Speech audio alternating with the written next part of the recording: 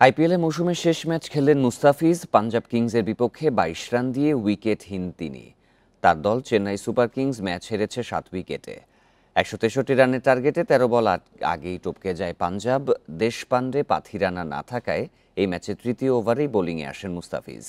প্রথম স্পেলে ২ ওভারে ১৩ রান খরচ। দ্বিতীয় স্পেলে শুরুটা দারুণ ফিজের। মেইডেন ওভারে নজর কাড়েন, শেষ ওভারে দেন ৯ রান।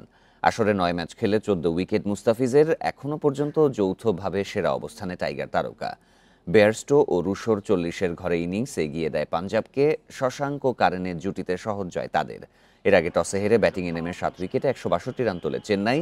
অধিনায়ক ঋতুরাজ করেন সর্বোচ্চ ৬২।